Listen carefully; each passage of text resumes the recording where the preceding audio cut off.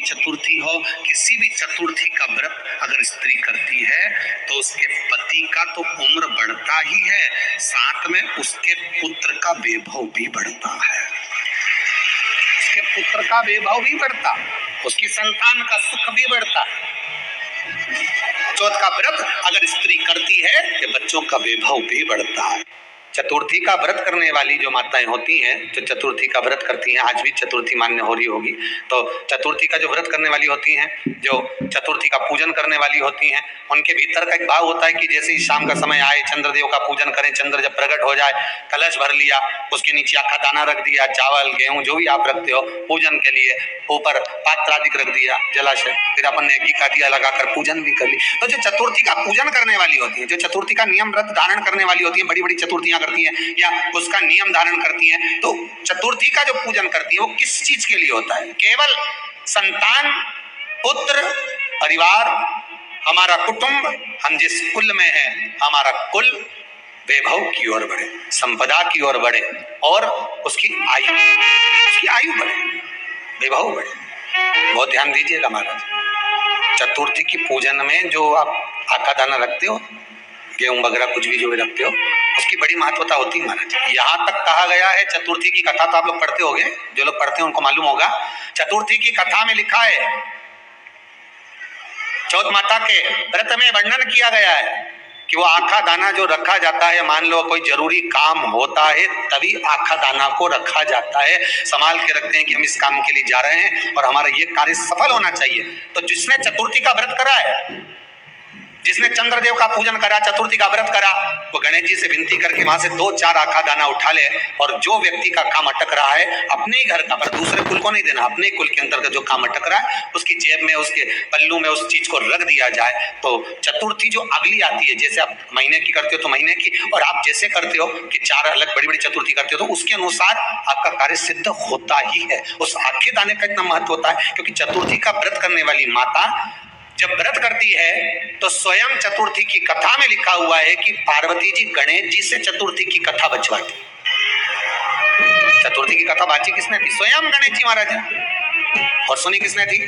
माता पार्वती। चतुर्थी की कथा जब होती है तो उसको स्वयं गणेश जी बाच रहे हैं, तो व्रत कौन सुन रही है? माता पार्वती। और आपने जो आखा दाना लिया वो गणेश जी के भाव से लिया, गणेश जी से निवेदन करके, विनय करके, प्रार्थना कर उसको प्राप्त किया, आपने उसको लिया।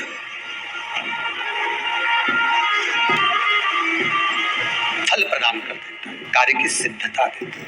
जिसकी फैक्ट्री नहीं चल रही हो,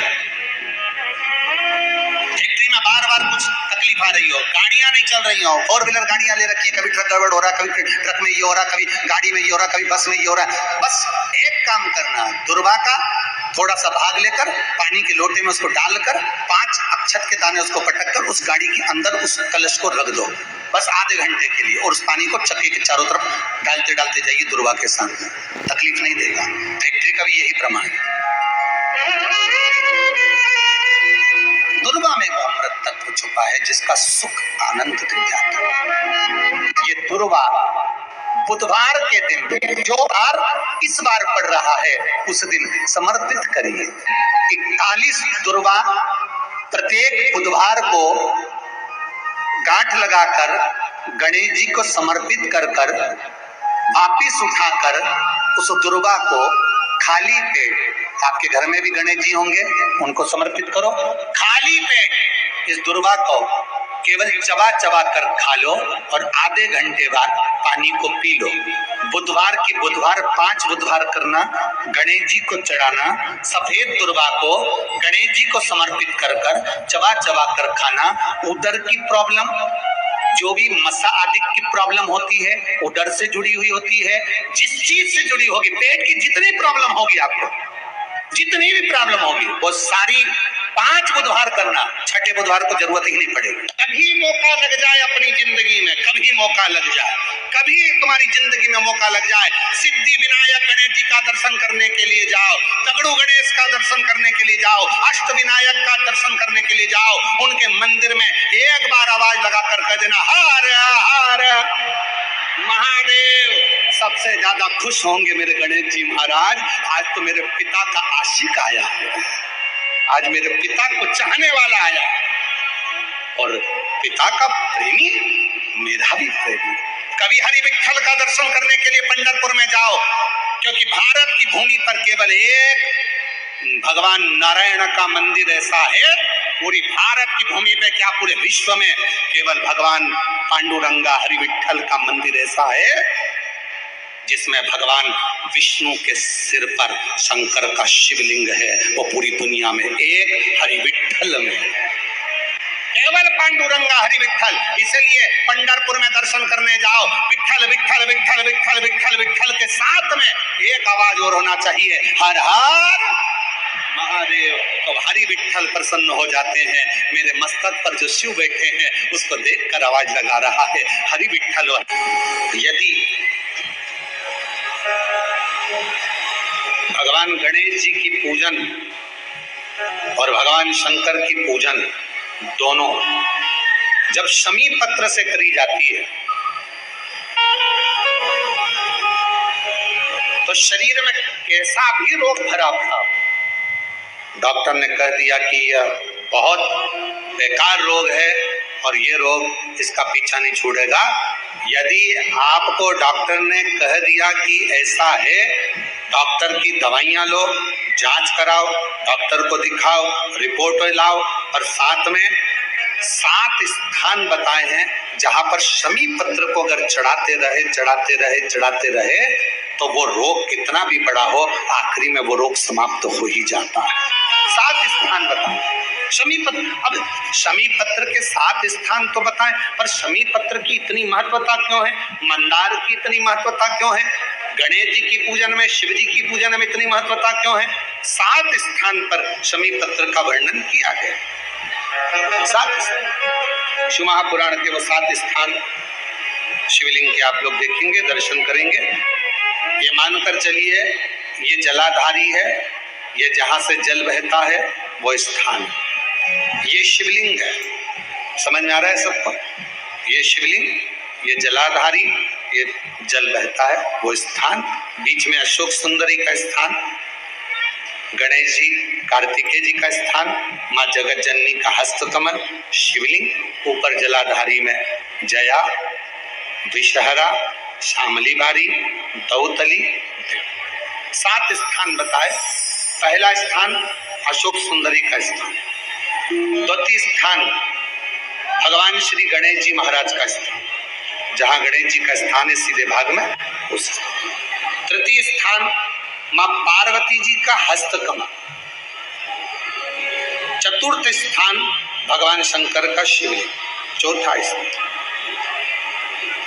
5वां स्थान नंदी का उठा हुआ चरण, जो नंदी का पांव उठा हुआ रहता है एक आगे वाला, 5वां स्थान। और 2 शमी पत्र भगवान शंकर के सम्मुख में से अपनी कामना कर 3 बार पंचाक्षर मंत्र का या श्री शिवाय नमस्तुभ्यम का स्मरण कर वो शमी पत्र भगवान शंकर के शिवलिंग पर फिर समर्पित कर दिया जाए। अगर ये 7 शमी पत्र समर्पित कर एक बेलपत्र शिव जी को समर्पित करा जाता है तो धीरे धीरे कैसा भी बड़े से बड़ा रोग हो वो धीरे धीरे कटना प्रारंभ हो जाता है। जो बेटा बेटी नौकरी के लिए अप्लाई कर रहे हैं, जो बेटा बेटी चाहे सरकारी नौकरी हो, प्राइवेट नौकरी हो, सर्विस के लिए अप्लाई कर रहे हैं, उन बेटा बेटियों से निवेदन है, दुर्वा शिव जी को समर्पित कर केवल दूब जानते हो ना, दुर्वा सब जानते हैं। दुर्वा जो माला पिनाई थी उसमें बहुत सारी लगी थी, पढ़ी है यहाँ, बताना।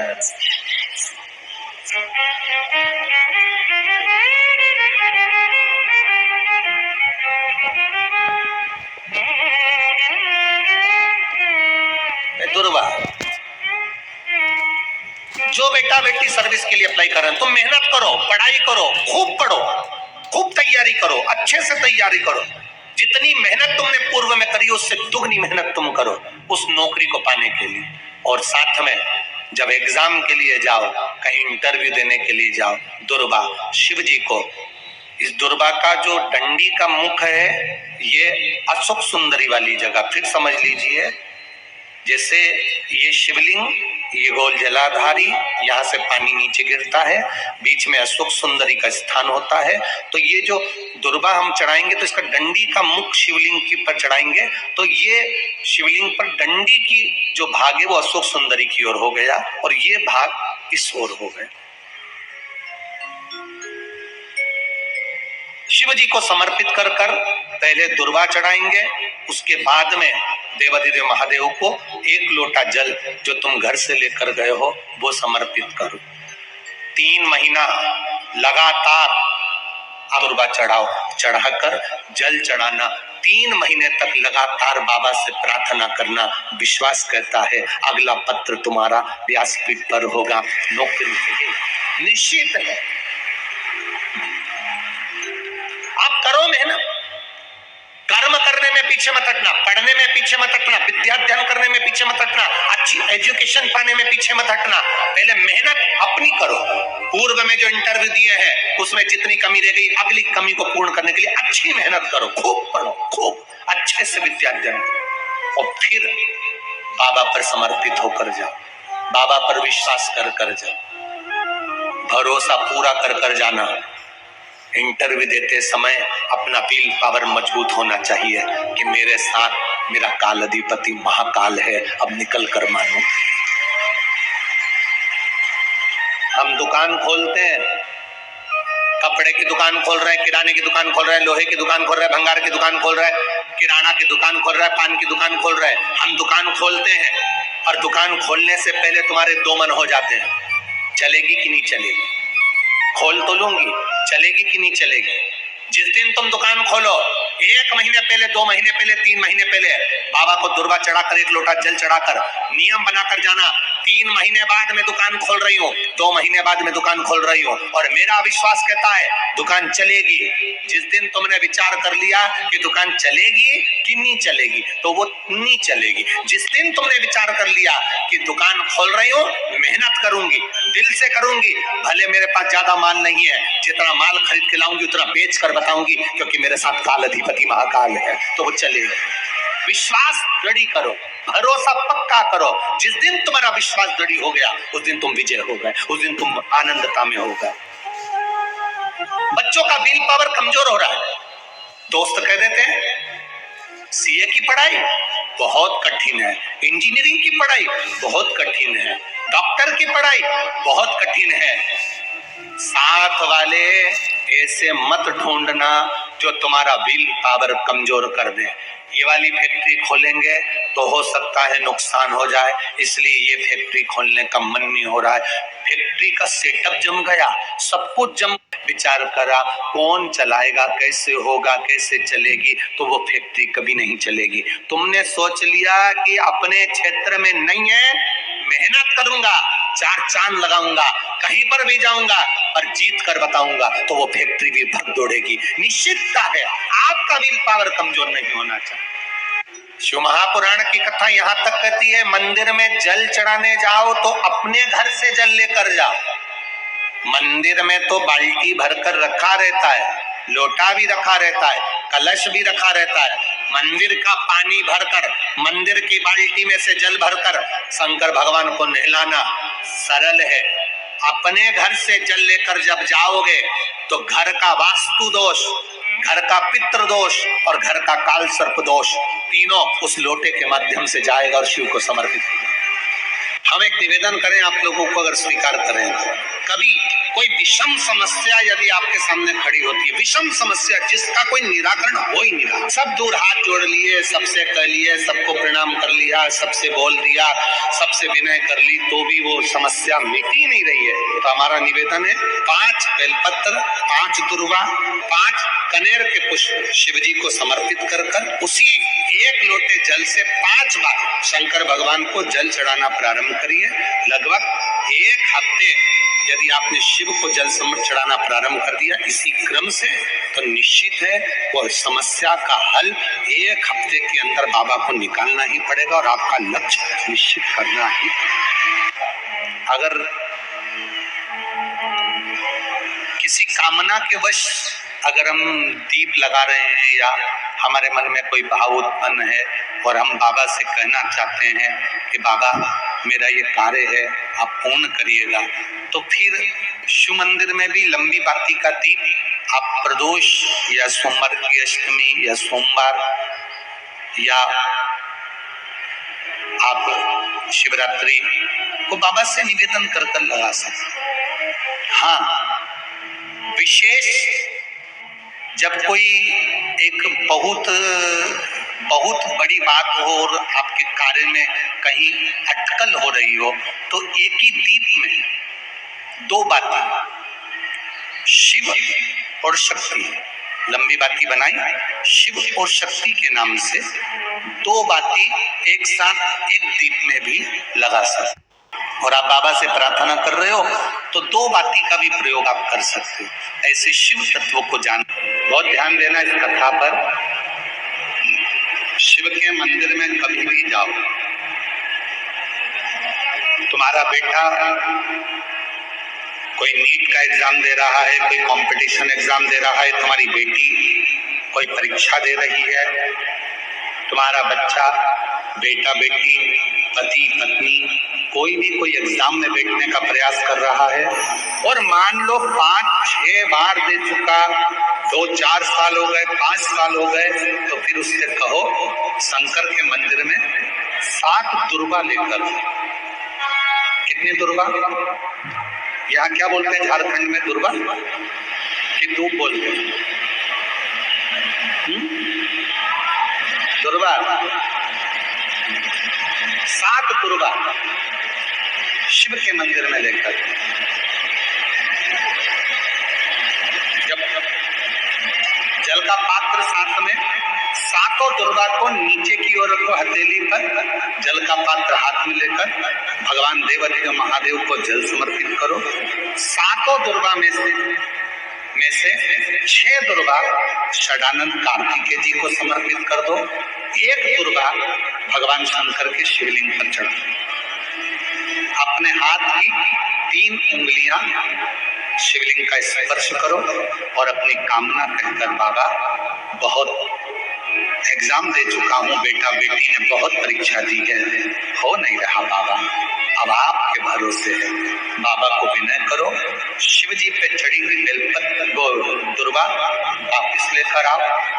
जिस बच्चा जब एग्जाम के लिए जाए, परीक्षा देने के लिए जाए, उस दिन वो दुर्बा को अपने मस्तक पर प्रणाम कर कर, नमन कर कर, षडानंद कार्तिकेय का स्मरण कर कर फिर एग्जाम देना। पढ़ाई अच्छी करना, दिल से करना, मेहनत ज्यादा करना और एक बार ये प्रयोग कर कर देखना, मेरा षडानंद कार्तिकेय सफलता जरूर प्रदान करे। षडानंद कार्तिकेय जी का जो वर्णन हमारे शिव महापुराण में किया गया है, स्कंद पुराण में किया गया है, षडानंद कार्तिकेय जी फल शीघ्र प्रदान करता है, शीघ्र फल।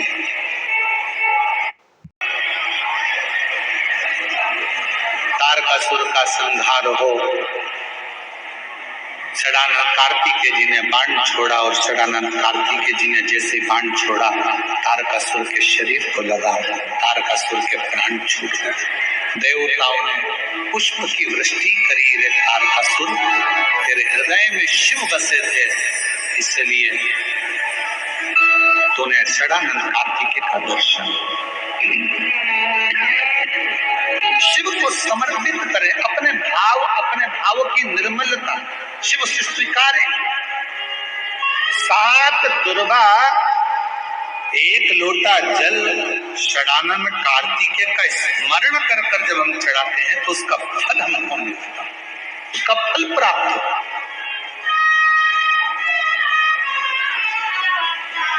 उसका फल हमें मिलता है।